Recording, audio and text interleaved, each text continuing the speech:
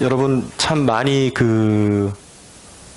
우리가 분주한 시대에 살아가고 있습니다. 자칫 잘못하면 그 분주함에 자신이 어디로 가는지도 모르고 떠밀려 가게 되는 그런 유혹이 많은 시대를 살고 있습니다. 우리 새벽에 나오던 형제분들이 최근에 다 전멸됐어요. 새벽 기도하고 금요 기도해야 하고 나오던 형제들이 다 전멸돼서 전화 신방을 해보면 이유가 다 똑같습니다.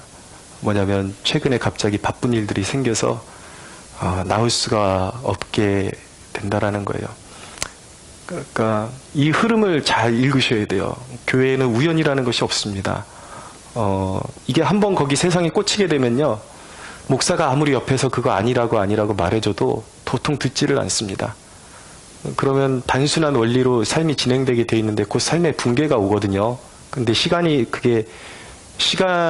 좀 오래 걸릴 수도 있으니까 사람들이 방심하는 건데, 삶이 한번 붕괴되면 또 그 붕괴된 걸 자기 힘으로 메꿔야 되니까 농담이 아닙니다. 그런 식으로 주님 곁을 떠나서, 기도의 자리를 떠나서 평생 돌아오지 못하는 경우들이 많습니다. 그래서 세상 사람들, 여러분 한번 은혜를 받았다가, 은혜의 비추임을 받았다가 한번 타락하게 되면요, 세상 사람들보다 더 악해지는 경우들이 있습니다. 진짜 귀신이 한 마리가 붙어 있다가 나가가지고 7마리를 붙들고 들어와가지고 장악하고 사람을 꼼짝달싹 못하게 만들고, 세상에 한번 빠지면은 그 영광의 빛을 잃어버리고 세상에 밟힐 수밖에 없는 존재로 전락할 수도 있다라는 것을 기억해야 되는 것이죠.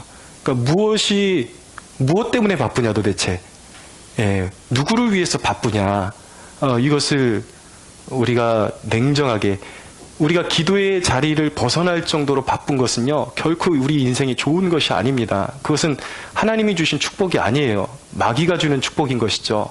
축복처럼 보이는 껍데기인 것이죠. 그러니까 우리가 속아서는 안 되는 것입니다. 가장 소중한 것이 무엇인가? 우리 인생의 진정으로 보증을 주는, 끝까지 승리의 보증을 주는 그 길은 어떤 길인가? 오늘 이 본문을 통해서 서머나 교회에 주님이 주신 메시지를 통해서 알 수 있는 것은 무엇이냐면, 주님의 고난에 동참하는 길이 가장 우리 인생의 승리에 보장된 길임을 우리가 깨달아야 하는 것입니다. 왜냐하면 그 길로 가는 게 복된다는 게 무엇이냐면, 왜 우리가 그리스도의 고난에 자발적으로 참여하는 것이 복된가? 주님이 서머나 교회 자신을 말씀하실 때 처음이며 마지막이요 죽었다가 살아나신 이가 이르시되, 그러니까 고통받는 서머나 교회에 말씀하시는데, 너희가 이 나의 고난에 참여하는 것이 참 복되다. 왜냐하면 내가 죽었다 살아났기 때문이다. 그러니까 뭐예요? 예수님의 부활이 그들의 고난이 승리로 이어질 것이라는 것을 보증하고 있다라는 것입니다. 그러므로 그리스도의 고난에 동참하는 것이 승리의 길이요 영생의 보증임을 믿어야 하는 것입니다. 그래서 여러분, 세상에는 두 가지 줄이 있어요. 하나는 생명줄입니다. 그것은 뭐예요? 그리스도의 고난에 참여하는 줄이에요. 그게 성경에는 좁은 문이라고 기록되어 있거든요. 좁은 문, 좁은 길. 세상의 흐름을 따라가지 않고 세상에서 손해보는 한이 있더라도 그리스도와 함께 걸어가는 길, 그 좁은 문이란 말이에요. 생명의 줄이다. 그리고 또 하나는 약 화려해 보이는 길이 있습니다. 그것이 어떤 길입니까? 썩은 동아줄이에요. 살만하고 생활에 안정이 오고 편안한 것 같지만 사실은 멸망으로 가는 길이, 그거 붙잡고 조금 올라가다 보면 이제 주르륵 풀어져가지고 떨어져서 영원한 멸망으로 갈 수밖에 없는 것입니다. 오늘 첫째로 여러분들과 이 본문을 통해서 나누고 싶은 메시지는 무엇이냐면, 진정한 영적인 부요함의 길이 무엇이냐를 나누고 싶은 것입니다. 서머나 교회는 여러 가지 당시에 악재를 당하고 있었습니다. 무엇이냐면, 로마 제국으로부터 황제를 신으로 숭배하라는 압력을 받고 있었어요. 유대인들은 그들을 초대교회 이 기독교 공동체를 배척하고 그들을 로마 황제에게 충성하지 않는다는 그 이유로 그 유대인 중에 일부는 이 기독교 공동체를 로마 당국에 고발해서 심지어는 죽음에 넘기기까지 했습니다. 그래서 로마의 핍박, 그리고 유대인들의 핍박, 이 양적인 난제 속에서 이 그들의 그 핍박의 주요 골자는 무엇인가? 이 멍에를 벗을 수 있는 방법은 하나입니다. 그리스도를 버리면 되는 거예요. 예수를 버리면 되는 것입니다. 이들이 믿음으로 말미암아 받은 상급은 무엇이냐면 일터를 잃어버렸어요. 생계의 수단을 잃어버리게 된 것입니다. 먹고 사는 문제가 단절된 거예요. 계시록 13장에 보면은 666이라는 표가 나오는 사람의 수요, 짐승의 수라 그러는데 이것이 무엇인가? 사람의 수라는 거예요. 로마 황제에게 복종하지 않으면 모든 생계 수단을 끊어버린다라는 것입니다. 매매할 수 없게 만들어버린다라는 것이죠. 그래서 여러분,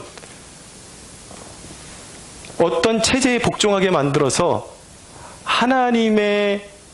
하나님으로부터 이탈시키는 그 권세의 표징이 바로 짐승의 표라는 거예요. 그래서 여러분, 짐승의 표라는 것은 우리가 계시록을 얘기할 때 베리칩이 짐승의 표다, 사람의 수다 이렇게 하는데 그것은 가능하다면 여러 가지 그 짐승의 그 표의 그런 어떤 그 악한 마귀의 그 권력의 수단 중에 하나는 될 수 있어도 베리칩이 그 자체가 짐승의 표다라고 말하는 것은 옳지 않아요. 그 많은 수단 중에 그리스도인들을 이제 격리시키고 그 악한 권세에 굴복하게 만드는 하나의 수단으로서는 가능할지 모르겠지만 여러 수단 중에 하나인 것이지 베리칩만이 그런 짐승의 수다, 이것이 짐승의 표다라고 말하는 것은 옳지 않습니다. 지금 말씀드리는 것은 무엇이냐면 그 체제에 굴복하지 않고 황제에게 굴복하지 않으면 매매를 할 수 없고 직업을 잃어버리고 이런 순환을 겪어야 했던 것이죠. 그들이 믿음으로 받은 열매는 바로 그런 경제적인 고통과 오늘 보니까 고난과 그리고 곰핍함이라고 말씀하고 있어요. 그 고난을 받아들이니까 그 생계에 주어지는 험난한 고통을 그들이 받아야 했는데 예수님께서는 그것을 뭐라 그러셨냐면 그것 자체가 너희의 부요함이다 라고 말씀하고 있는 것입니다. 아이러니하죠? 그들이 겪고 있는 고난 자체가 너희의 부요함이다. 그리스도인 공동체가 세상에 야합하지 않아서 받는 그 고통 때문에 겪는 고난과 그 수치를 오늘날 많은 그리스도인들 가운데 그것이 복이라고 여길 수 있는 눈을 가진 사람이 거의 존재하지를 않습니다. 그랜트 오즈본이라는 신학자가 이 부분에 대해서 이렇게 말했습니다. 오늘날에는 이 환난과 궁핍이 힘으로 간주되는 것이 아니라 문제로, 아니 심지어 비극으로 간주되고 있다. 이것은 오늘날 교회가 초대교회가 보여주었던 그리스도의 고난에 참여하는 것의 중요성을 잊어버렸기 때문이다. 그리스도를 위하여 고난받는 것은 단순한 슬픔이 아니라 특권이었다. 그것은 확실히 슬퍼 보이는 것이지만 또한 그리스도 안에 매우 깊이 참여하는 것으로 간주되었다라는 것입니다. 이 소아시아 7교회 중에 예수님께 칭찬만 받은 교회가 2교회가 있습니다. 서머나 교회, 지금 오늘 교회, 그리고 빌라델비아 교회가 있습니다. 2교회의 특징이 무엇이냐면 작고 힘이 없는 교회라는 특징이 있었습니다. 근데 여러분, 오늘날에는 작고 힘이 없으면 비극적인 것이고 그리고 뭔가 큰 문제가 있기 때문에 작고 힘이 없구나라고 그렇게 바라보는 사람들이 있습니다. 개척목회를 하면서 마음의 고충을 안겨주는 사람들이 있어요. 무엇이냐면 작은 교회에 오면은 교회 규모만 보고 이곳에 역사하시는 하나님의 역사, 우리와 이 기간 동안에 함께했던 하나님의 역사는 잘 알지 못하는 상태에서 교회의 규모만 보고 판단하고 교회의 규모가 작기 때문에 이 교회는 영적인 힘이 없는 교회구나. 그리고 하나님의 거룩한 임재가 없는 교회구나. 그리고 목사가 영성이 없구나라고 판단하고 자꾸 이 프로그램 도입해라. 이런 어떤 훈련을 받아봐라. 이런 식으로 조언을 하는 사람들이 있습니다. 근데 그것은 사실은 지금까지의 역사 가운데 하나님이 이 교회에 함께 하셨던 그런 역사들을 부인하는 그러한 일들과 같은 것이죠. 오히려 작은 교회에 와서 해야 되는 태도는 무엇입니까? 오히려 그곳에 기도의 미랄이 되어지고 함께 그 슬픔과 고난에 동참해주고 그리고 조용히 기도의 자리를 채워주는 것이 작은 교회를 배려하는 것임을 우리가 깨달을 필요가 있는 것입니다.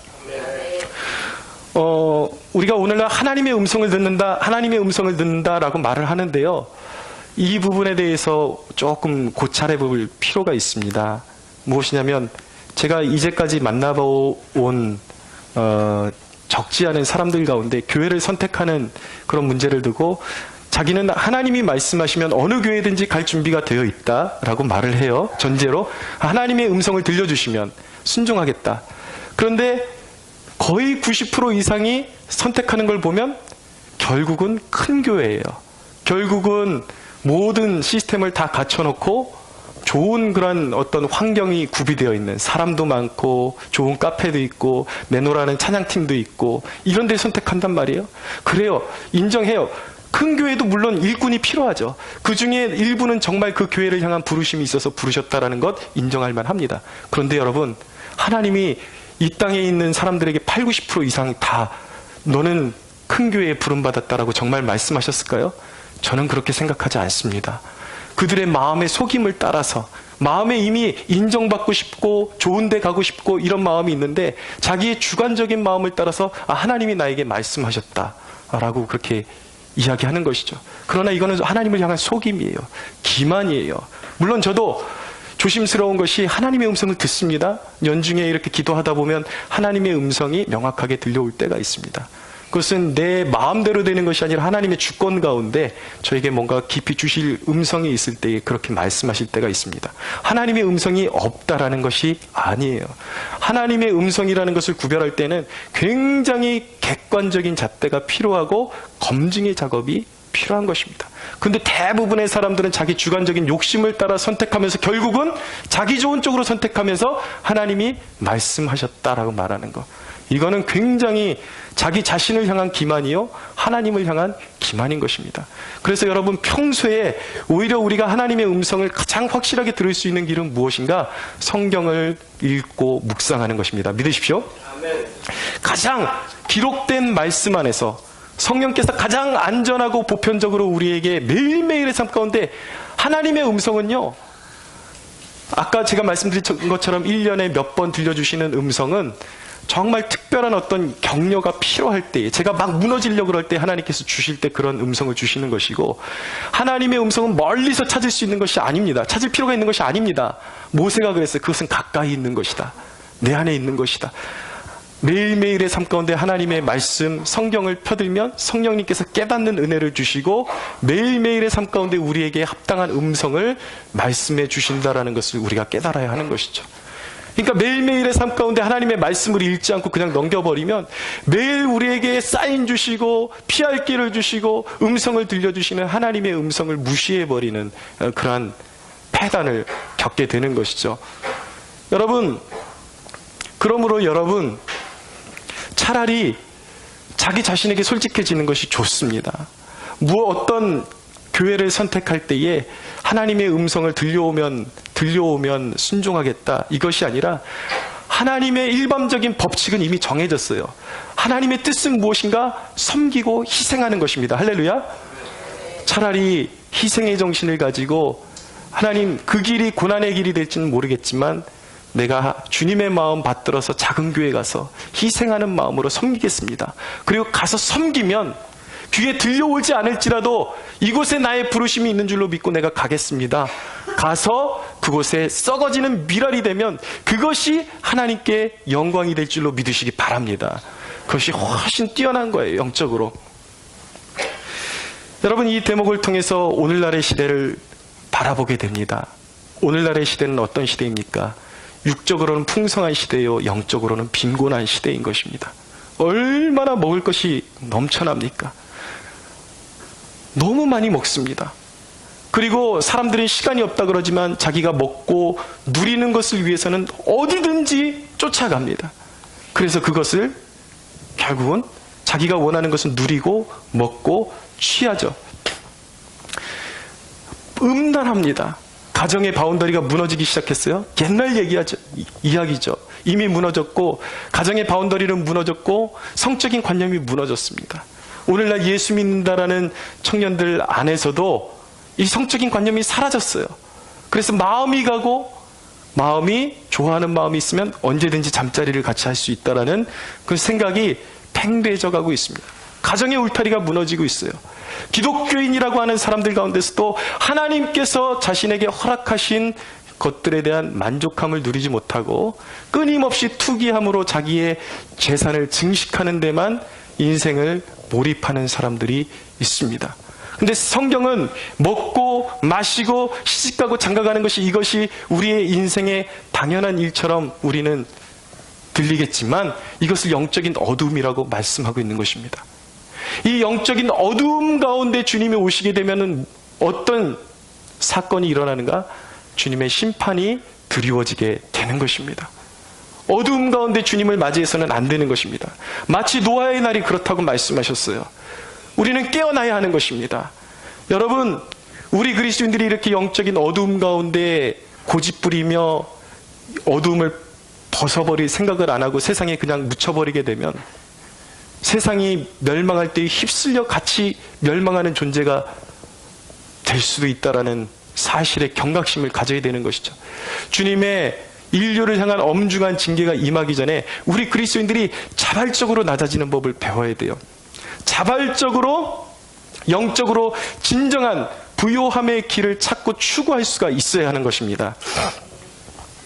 여러분, 하나님께서 옛 이스라엘 백성들에게 가나안 땅에 들여보내주시면서 가나안 땅을 취하고 그 땅에서 얻게 되는 풍성함과 부요함을 올바르게 누릴 수 있는 방법을 하나님께서 이미 가르쳐 주셨습니다.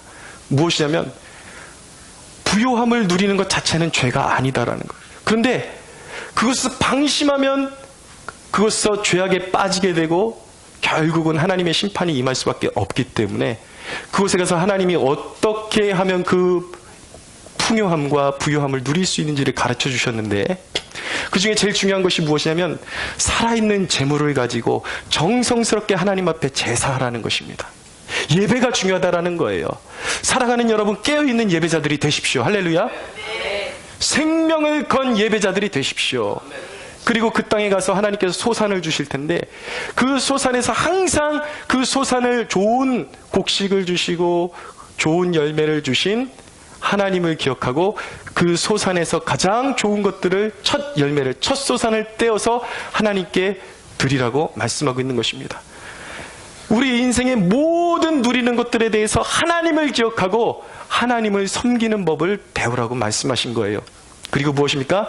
이웃을 생각하라는 것입니다. 너희가 자발적으로 부요할 때에 가난한 자들을 억울하게 만들지 말고 굶게 만들지 말고 너희의 밭을 소산을 거둘 때에도 끝에까지 다 거두지 말고 항상 짜투리를 남겨둬서 너희 백성들 가운데 가난하고 헐벗은 영혼들이 그것을 지나가다가 먹을 수 있도록 남겨두라고 말씀하는 것입니다.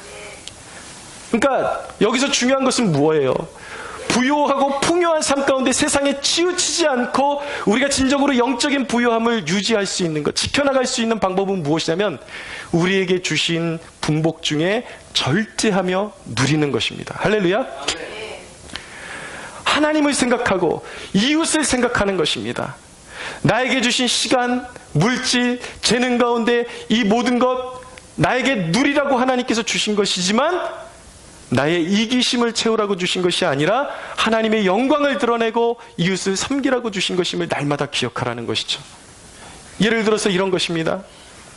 조금 현실적으로 말씀드리면 우리가 예를 들어서 요즘 먹고 누릴 수 있는 그런 것들이 얼마나 많습니까? 한 끼에 3만 원 이상 되는 뷔페들도 많죠. 그냥 우리 예사롭지 않게 갈 수 있습니다. 근데 3만 원에 누릴 수 있는 뷔페를 요즘 또 찾아보면 12,000원, 13,000원짜리, 15,000원짜리 뷔페들도 있습니다. 내가 3만 원짜리 뷔페를 누릴 수 있는 여건이 되는데 하나님을 기억함으로 15,000원짜리로 절제하고 줄일 수가 있다라는 거예요. 억지로가 아니라 자원하는 마음으로. 그리고 나머지를 어떻게 합니까? 가난한 이웃에게 흘려보내는 것입니다. 하나님의 영광을 위해서 사용하는 것입니다. 할렐루야. 우리가 누릴 수 있는 것들 가운데 여러분 10이라는 수치가 있다 그러면 20은 그 가운데 떼어서 하나님의 것으로 하나님의 영광을 위해서 드리십시오. 그리고 이웃을 위해서 그것을 사용할 수 있게 되기를 바랍니다. 절제가 필요해요. 여러분, 하나님의 축복을 누리기 위한 절대 조건은 무엇인가? 스스로 낮아지는 것입니다. 스스로 겸비해지는 것입니다. 그래서 여러분, 세상에 바쁘게만 돌아가는 그 일상 가운데 함몰되지 마시고 일상의 시간을 보내다 내 영이 둔감해지는 것 같다 그럼 자발적으로 낮아지는 것이 무엇입니까? 금식하는 것입니다. 금식하며 기도하며 하나님, 내가 지금 무엇을 향해서 달려가고 있는지 하나님 보여주시고 하나님 내 인생을, 내 삶의 방향을 다시 잡아주셔서 하나님이 내 인생에 원하시는 방향으로 갈 수 있도록 나를 붙잡아 주옵소서. 할렐루야. 이런 자발적인 낮아짐, 절제를 통해서 우리는 우리에게 주어진 영적인 부요함을 누릴 수 있게 되는 것입니다. 사랑하는 여러분, 세상에 휩쓸려가는 그런 불행이 없게 되기를 원합니다. 여러분들 모두 하나님이 주신 영적인 부요함을 누릴 수 있게 되기를 바랍니다. 진정한 하나님이 원하시는, 주님이 원하시는 영적인 부요함은 무엇입니까? 여러분, 우리가 소유하고 있는 그 부요함이 영적인 부요함이라고 주님은 절대 말씀하고 있지 않습니다. 진정으로 주님이 우리에게 인정하시는 부요함은 무엇인가? 환난 가운데서도 거룩함을 잃어버리지 않는 거예요. 하나님을 추구하는 것입니다. 그리고 영원히 변치 않는 것을 마음에 간직하고 소유하는 것입니다. 그것이 무엇입니까? 바로 우리의 믿음입니다. 할렐루야. 어떤 환경과 환난에도 흔들리지 않는 믿음을 소유하는 것, 그것이 주님께서 받으실 만한 산 제사요 영광이 된다라는 것을 기억하는 저와 여러분들이 되기를 축원합니다. 두 번째입니다. 오늘 말씀에 보면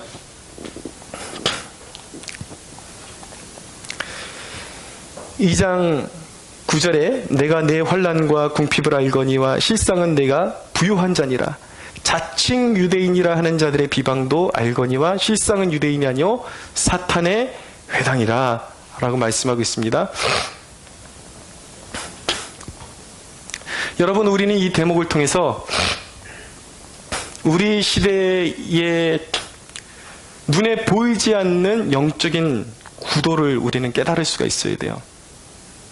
우리가 살아가는 세상은요, 거짓된 기독교와 진짜 기독교가 서로 대립하고 있는 시대라는 것. 그래서 이 대목을 통해서 우리의 신앙을 날마다 점검할 수가 있어야 되는 것입니다. 종교적인 기독교, 그러나 진짜 살아있는 기독교가 다르다라는 거예요. 오늘 이 자칭 유대인이라는 것은 당시의 초대교회, 이 서머나교회 교인들을 박해했던 그 로마의 황제를 섬기지 않는다라는 빌미로 해서 이 로마 당국에 고발해서 그들을 죽음으로 넘겨주고 일터를 잃게 만들었던 그 유대인들을 이야기하는 것인데, 이것을 오늘날의 이런 환경으로 우리의 현장에서 이것을 적용하면 우리가 살아가는 세대에는 진짜 기독교와 가짜 기독교가 공존하고 있다는 것이죠. 여러분, 최근에 드루킹이라는 그 아이디를 가진 한 민주당원이 이렇게 댓글을 조작하다가 들통이 났습니다. 근데 그 댓글의 특이한 점이 무엇이냐면, 그 사람이 언급하는 지금 이 국회와 여당 쪽의 주요 인사들 가운데 상당수가 제수이트다라는 그런 이제 그 정보를 남겨요. 그 사람이. 이 제수이트가 뭐냐면 캐톨릭의 분파 중에 하나인 예수회라는 단체입니다. 근데 흥미로운 그 사실을 발견하게 됩니다. 우파 농객 중에 유튜브를 통해서 널리 알려져 있는 농객 중에 김정민이라는 박사가 계신데, 이 김정민 박사가 믿는 사람이 아닌데 이 제수이트가 무엇인가를 파고들다가 이 사람이 아주 묘한 구도가 우리나라를 비롯해서 전 세계의 이 구도가 함께 자리 잡고 있다라는 사실을 그가 발견하게 됩니다. 그러니까 이 사람이 조사를 해보니까 우리나라 캐톨릭 인구의 10%만이, 우리나라 인구의 10%만이 캐톨릭 신자인데 그 10%밖에 되지 않는 그 작은 비율 안에서 우리나라 국회를 장악하고 있는, 주도권을 쥐고 있는 국회의원의 수가 몇 명인가? 25%가 그 안에 장악하고 있다는 거예요. 실제적으로 캐톨릭이 가지고 있는 분포도에 비해서 이 나라의 그 실권을, 정치계를 장악하고 있는 그 캐톨릭 신자들, 특별히 예수회랑 연관이 되어 있는 신자들이 상당수가 있다라는 흥미로운 사실을 발견하게 된 것입니다. 근데 그가 발견한 사실은 무엇이냐면, 흥미롭게도 이 예수회, 특별히 캐톨릭 쪽에 몸담고 있는 정치인들이 주로 어디 쪽과 커넥션을 맺고 있는가? 주로 인권이라는 이름으로 동성애를 이 땅 가운데 확산시키는 데 일조하고 있고, 그리고 좌익사상, 쉽게 말씀드리면 공산주의 사상과 밀접하게 자꾸 커넥션을 이루고 있다라는 것을 발견하게 된 것입니다.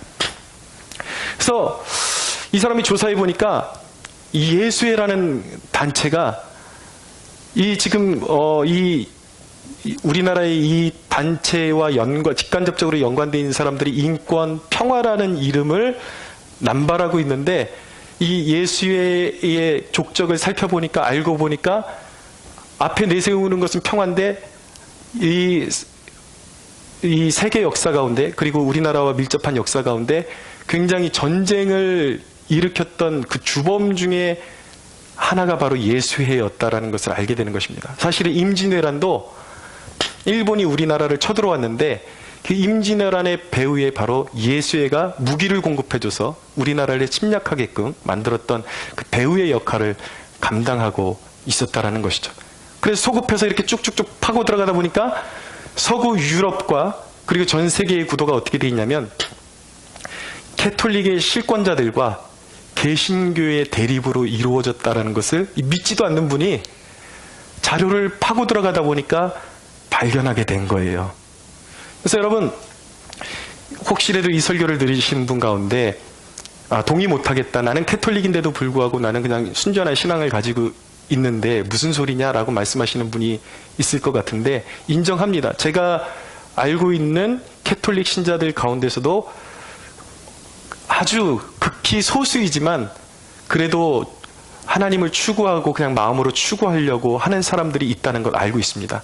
그러나 제가 지금 말씀드리는 것은 권력형 카톨릭, 그러니까 그 캐톨릭 세력의 주변부가 아니라 중심에 있는 교황을 비롯해서 권력자들이 지금 하고 있는 일이 무엇인가? 이 캐톨릭과 연계된 사람들이 한결같이 이 권력을 지게 되면 어디랑 커넥션을 이루게 되는가? 동성애 쪽이나 공산주의 쪽이랑 연계를 해서 그것이 어떤 그림을 결국 갖게 되는가? 진짜 하나님을 섬기는 세력들을 대적하고 있다는 것을 발견하게 되는 것입니다. 놀라운 거죠? 제 아내가 그 강의를 같이 접하면서 이 박사님 대단하긴 한 것 같다. 근데 참 안타깝다. 우리는 이 구도를 이렇게 연구하지 않고서도 알고 있었는데 전 세계가 영적인 싸움의 구도 안에 있다라는 것을 우리는 알고 있는데, 영적으로 보기 때문에. 이분은 근데 대단하긴 대단하다. 영적인 싸움이 뭔지도 모르면서 파고 들어가다 보니까 가짜 기독교가 중심에 있고 진짜 기독교와 가짜 기독교가 서로 대립하고 영적인 싸움의 구도 가운데 있다라는 것을 이제 알게 된 것입니다. 말씀드리고 싶은 건 이거예요. 이것을 자꾸 정치 얘기라고 이렇게 폄하하는 사람들이 있는데 정치 이야기가 아닙니다. 우리 그리스도인들이 이 민족에게 일어나는 이 영적 구도들, 우리가 진짜 믿음을 추구하기 위해서 가짜의 얼굴들을 파악할 필요가 있다라는 거예요. 가짜 기독교가 가지고 있는 얼굴의 모습은 무엇인가? 그것을 알 필요가 있다라는 것입니다. 여러분, 오늘날 문제는 이 캐톨릭 예수회뿐만 아니라 이 권력형 중심의 캐톨릭의 야합한 개신교 세력들까지 같이 한 뭉태기로 한 부류를 이루고 있다라는 거예요. 수많은 오늘날의 개신교 그리스도인들이 사회주의를 옹호하고 있고 동성애를 찬성하는 쪽으로 가고 있습니다. 반대쪽에 있죠. 그래서 오늘날 한국교회의 모습은 캐톨릭을 비롯해 일부 그들과 야합한 개신교들이 한 그룹을 이루고 있고, 그리고 진짜 기독교가 서로 대립하고 있다라는 것을 우리가 깨달을 수 있어야 되는 것입니다. 그래서 여러분, 이 가짜 기독교의 특징이 무엇인가? 여러분 잘 들으셔야 돼요. 그들도 예수님을 믿는다고 하는데 가장 큰 특징은 무엇이냐면 그들에게 율법이 없습니다. 우리가 율법으로 구원받는 것은 아니지만 그리스도인의 삶의 지침은 무엇입니까? 하나님의 계명을 지키는 것입니다. 하나님이 어떻게 명령하셨고 무엇이 죄라고 말씀하셨는지, 무엇이 하나님이 기뻐하시는 길이라고 말씀하셨는지 그것을 보여주는 게 뭐예요? 율법이에요. 근데 오늘날 가짜 기독교의 모습은 율법이 없어요. 그래서 그들은 인간의 인본주의적인 사상을 받아들여서 동성애를 옹호하고 공산주의를 옹호하는 데까지 가는 것입니다. 가짜 기독교의 특징은 무엇이냐면 또 하나는 권력형으로 밀착되어 있다는 거예요. 그들도 예수를 말합니다. 그러나 결국은 그들은 특정 정치인을 옹호하는 것을 하나님의 말씀보다 더 우위에 둡니다. 예배는 똑같이 드리는 것 같아요. 똑같이 사랑을 말하는 것 같아요. 그런데 특정 정치인이 하나님의 뜻에 반대된 길을 가고 있음에도 불구하고 그를 자신들이 옹호하고 있으면 결코 그들을 내려놓지 못해요. 아무리 하나님의 뜻에 반대되는 악행을 저지르고 있다 할지라도 그들을 끝까지 옹호합니다. 그들에게 정치인, 어떤 사상은 우상이에요. 결코 내려놓지를 못하는 것입니다. 여러분, 이런 것들이 바로 오늘날 말씀하는, 주님이 말씀하시는 자칭 유대인, 자칭 기독교인인 것입니다. 여러분, 그런데 참된 기독교는 무엇입니까? 우리 위에 절대적으로 세상의 어떤 권세자도, 세상의 어떤 가치도, 어떤 이데올로기도 우리 위에 올려놓을 수가 없는 거예요. 진정한 그리스도인의 삶의 기준은 무엇입니까? 오직 예수 그리스도의 말씀, 하나님의 말씀만이 우리의 기준인 줄로 믿으시기 바랍니다. 그래서 참된 그리스도인들은 날마다 하나님의 뜻을 구하고 하나님의 영광을 구하고 매일의 삶 가운데 하나님의 임재 속에서 하나님과의 사귐을 가지면서 아무리 세상에 옳아 보이고 세상 사람들이 쫓아가는 가치관이 있다고 할지라도 하나님의 말씀이 그게 아니다. 그러면 아멘하고 내려놓을 수 있는 사람들, 이 사람들이 바로 진짜 그리스도인이에요. 사랑하는 여러분, 여러분들의 믿음은 어떻습니까? 시대를 분별하십시오. 할렐루야. 시대를 분별하시고 짝퉁 그리스도인, 자칭 그리스도인이 아니라 진정으로 천국 가는 그리스도인은 누군가? 하나님이 인정하시는 그리스도인, 성령이 내주하시는 그리스도인, 하나님의 나라를 위해서 복음을 증거하는 그리스도인이 진짜 그리스도인임을 믿으시고 저와 여러분들이 다 그 반열에 서서 천국의 기쁨을 누릴 수 있는 저와 여러분들이 되기를 예수님의 이름으로 축원합니다. 세 번째입니다. 여러분, 오늘 말씀을 통해서 서모나 교회에 주님이 주시는 당부가 있습니다. 세 가지 당부가 있는데 10절을 보십시오. 같이 한번 읽어볼까요? 같이 시작. 너는 장차 받을 고난을 두려워하지 말라. 볼지어다 마귀가 장차 너희에게서 몇 사람을 오게 던져 시험을 받게 하리니 너희가 10일 동안 환난을 받으리라. 내가 죽도록 충성하라. 그리하면 내가 생명의 간을 내게 주리라. 첫 번째 당부가 무엇입니까? 장차 받을 고난을 두려워하지 말라. 사랑하는 여러분, 어떤 고난이 와도 담대해지기를 바랍니다. 두 번째, 그런데 이 너희가 10일 동안 환난을 받으리라. 두 번째 주시는 당부가 무엇이냐면 너희가 받게 될 고난이 무한히 유지되는 것이 아니라는 거예요. 일정한 기간이 있다라는 것입니다. 혹독하지만 반드시 고난이 끝나는 시점이 있다라는 것입니다. 여러분, 고난을 주는 대상은 누구일까요? 우리에게 고난을 가져다 주는 존재는 누구일까요? 마귀가 우리에게 고난을 가져다 줍니다. 그러나 우리 그리스도인들이 깨달아야 되는 것은 무엇이냐면 마귀가 우리에게 고난을 준다 하지만 그 마귀의 고삐를 쥐고 컨트롤 하시는 분이 누구십니까? 하나님이십니다. 할렐루야. 그렇기 때문에 여러분, 결코 우리가 고난을 두려워할 필요가 없는 것입니다. 그러나 우리가 이 사실을 알아야 돼요. 마귀가 우리에게 고난을 주는 이유는 무엇인가? 우리 그리스도인들을 쓰러뜨리기 위해서예요. 영적으로 우리의 영혼을 파멸시키기 위해서 고난을 주는 것입니다. 그러나 하나님께서, 예수님께서 그의 사랑하시는 백성들에게 마귀를 잠시 허용하시며 시험을 허락하시는 이유는 무엇입니까? 그것은 우리의 믿음을 연단을 통해서 더 굳센 믿음으로 빚어내시기 위함인 것입니다. 할렐루야. 네. 여러분, 그런데요, 우리가 예수 그리스도의 고난에 참여하는 것이 우리에게 놀라운 복이 되는 이유는 무엇이냐면, 그 고난이 우리의 삶의 부흥의 동력이 되기 때문인 것입니다. 미랄이 되기 때문인 거예요. 고난을 잘 받으면요, 그것이 우리의 삶의 아름다운 열매로 반드시 나타나게 되어 있습니다. 할렐루야. 야고보서 5장 10절에서 11절은 말씀합니다. 형제들아, 주의 이름으로 말한 선지자들을 고난과 오래 참음의 본으로 삼으라. 보라, 인내하는 자를 우리가 복되되 하나니 너희가 욥의 인내를 들었고 주께서 주신 결말을 보았거니와 주는 가장 자비하시고 긍휼히 여기시는 이시니라 라고 말씀하고 있습니다. 욥에게 혹독한 고난이 왔는데 그 고난을 잘 견디고 나니까 어떤 축복이 왔습니까? 이전에 잃어버렸던 것보다 갑절로 하나님께서 충만케 채워주시는 은혜를 주신 것입니다. 여러분, 이 민족을 보십시오. 이 민족 가운데 일제시대를 지나면서 험한 모진 고난과 역경을 이 민족이 통과해야 했습니다.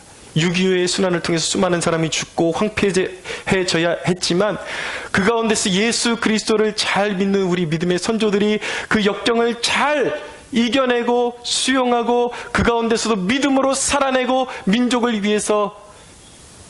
이 민족을 위해서 헌신함으로 말미암아 이 민족은 다시 일어서게 되었고 세계에서 정말 가장 부강한 민족 중에 하나로 거듭나게 된 것입니다. 할렐루야.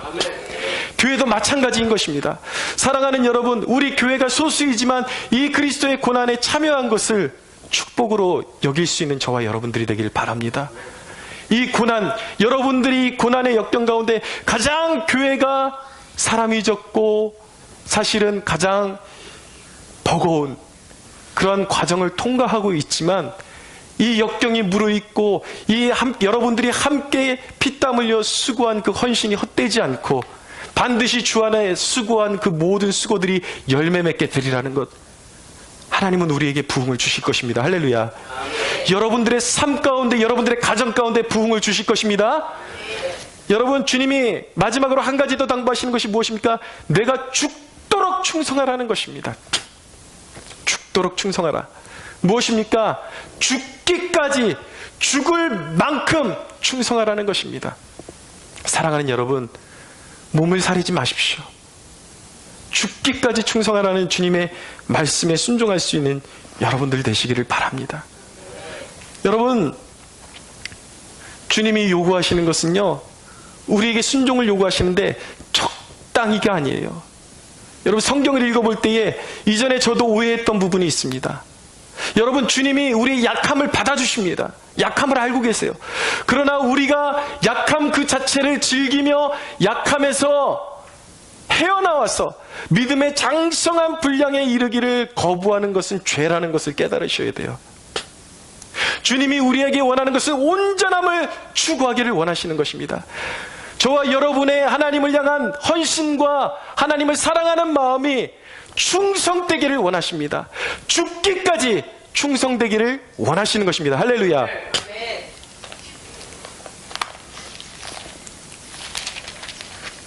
성경 좀 읽어드리겠습니다. 마태복음 5장 48절에 보면 그러므로 하늘에 계신 너희 아버지의 온전하심과 같이 너희도 온전하라 라고 말씀하고 있어요.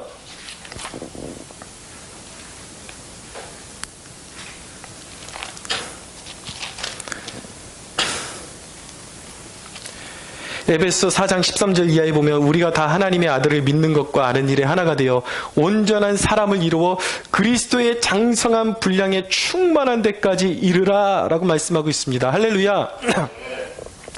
여러분, 주님 앞에서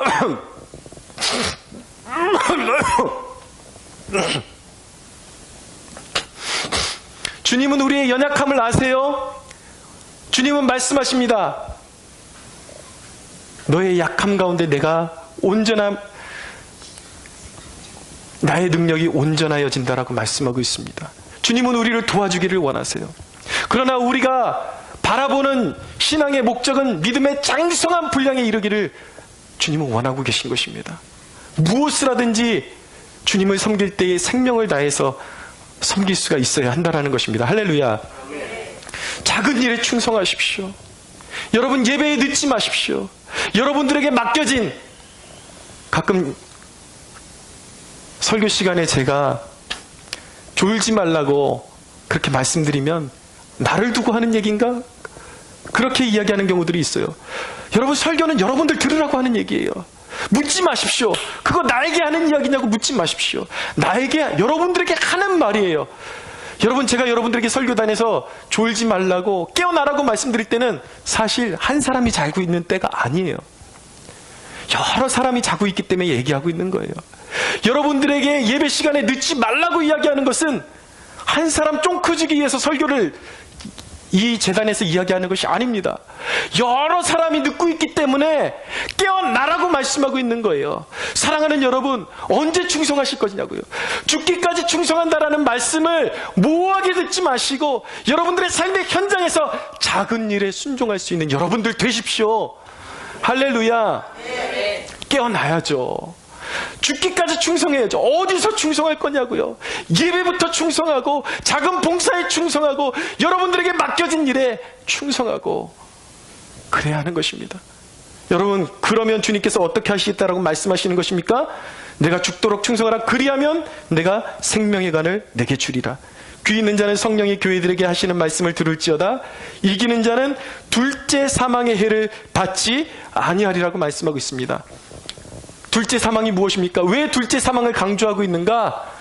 여러분, 우리 그리스도인들에게도 첫째 사망은 감수할 수 있어야 한다는 거예요. 첫째 사망은 무엇입니까? 우리의 육신이 죽는 것을 이야기하는 것입니다. 우린 병들어 죽을 수 있어요. 순교할 수 있어요.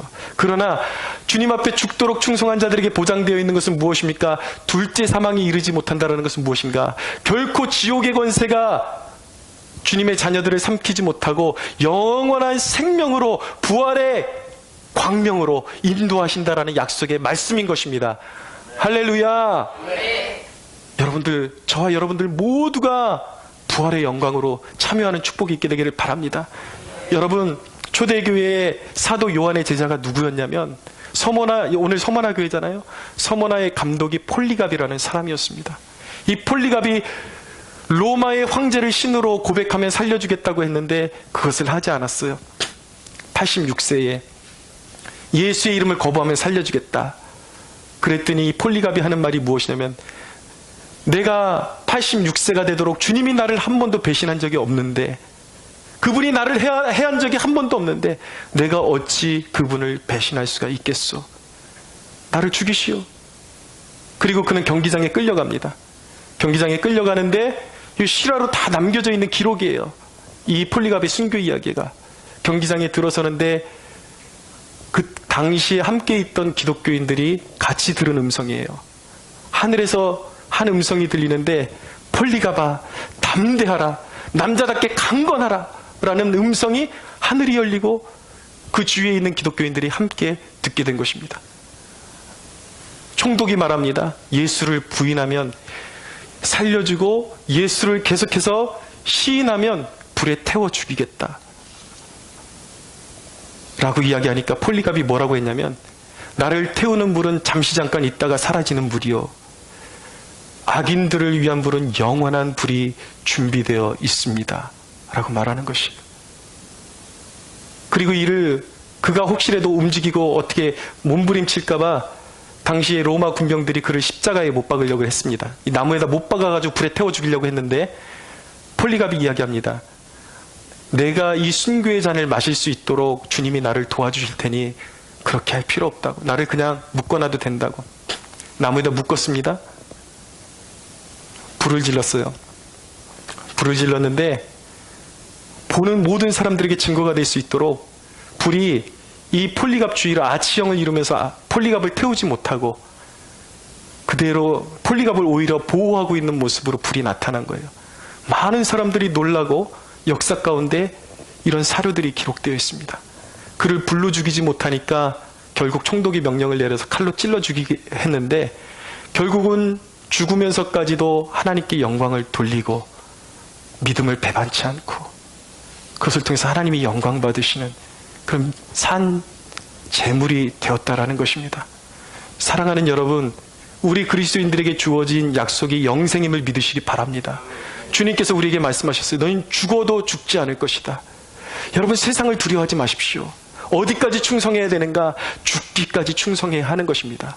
문자적으로 우리에게 죽음이 들이올지라도 예수를 배반하지 않는 주의 백성들에게는 결국 영원한 죽음이 삼키지 못하고 주님 품에 영원히 안겨서 영원한 복락을 누리는 축복이 있게 될 것입니다. 사랑하는 여러분, 죽음까지도 이길 수 있는 저와 여러분, 세상이 삼킬 수 없는 세상의 쪼무라기 같은 것들에 현혹당하고 예배와 바꾸고 기도와 바꾸고 그런 양심을 팔아먹는 그리스도인이 되는 것이 아니라 죽기까지 순종해서 주님이 영광 받으시고 우리를 따르는 후대들에게 믿음의 본이 되는 저와 여러분들이 되기를 예수 그리스도 이름으로 축원합니다. 하나님께 영광의 박수 올려드리겠습니다.